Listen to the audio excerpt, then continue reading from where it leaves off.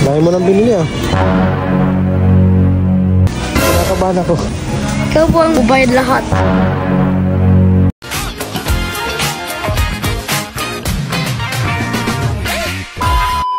Where are you going? RCS.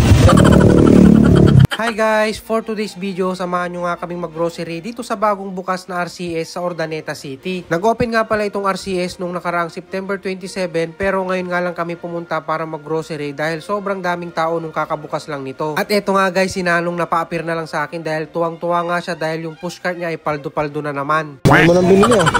Sige, tingnan ka. Joke lang naman yun guys. Bali sinabihan ko naman si Nanong na bilhin niya lahat ng gusto niya basta kakainin niya syempre.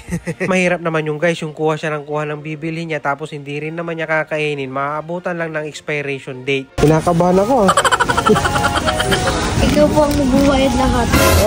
Ikaw po ang magbubayad lahat. At ayun na nga guys, ako nga daw magbabayad ng lahat ng kinukuha niya doon sa kanyang pushcart.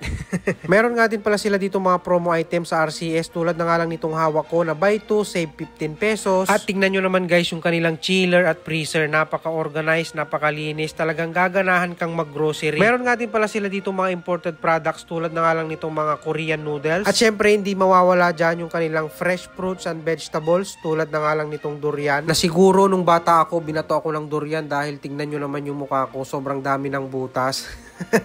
Joke lang guys. Meron ditong mga dragon fruit, mansanas, orange. At eto naman yung kanilang mga fresh vegetables. Tingnan nyo naman tong hawak kong patatas guys, napakalaki. Maging itong kanilang carrots, tingnan nyo guys, napaka-fresh tignan. At eto nga guys, sa kakaikot namin, meron ako nakitang bendo machine. Gusto mong magkape?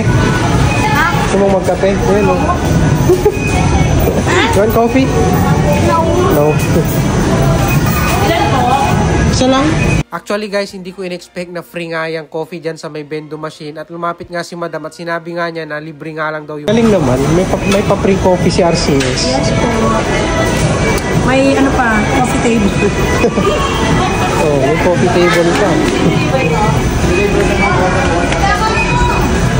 Oh, guys, free coffee, may coffee table ka pa. Dito lang yan sa RCS. At ayun na nga guys, napa-coffee break na nga ako dito sa loob ng RCS. Coffee break? Akala mo nasa opisina?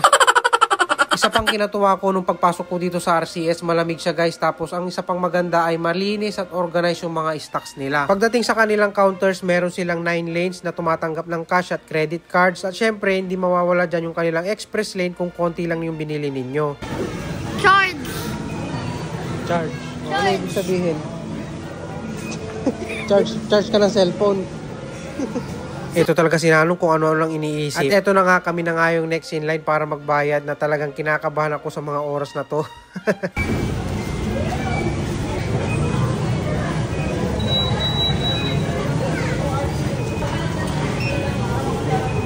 Buti na lang talaga guys, tumatanggap sila ng GCash payment dito sa RCS dahil wala talaga akong kadala-dalang cash.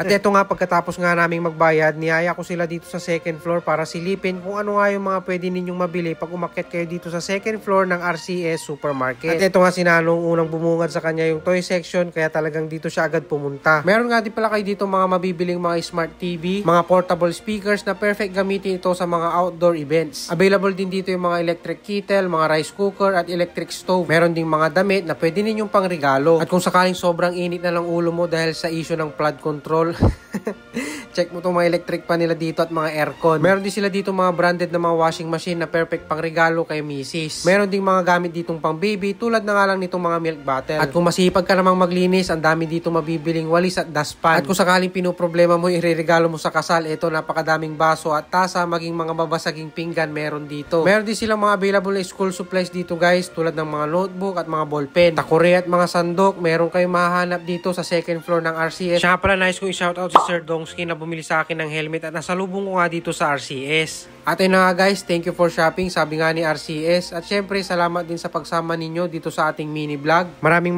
salamat sa inyong panonood guys. Stay safe, ride safe, and peace out.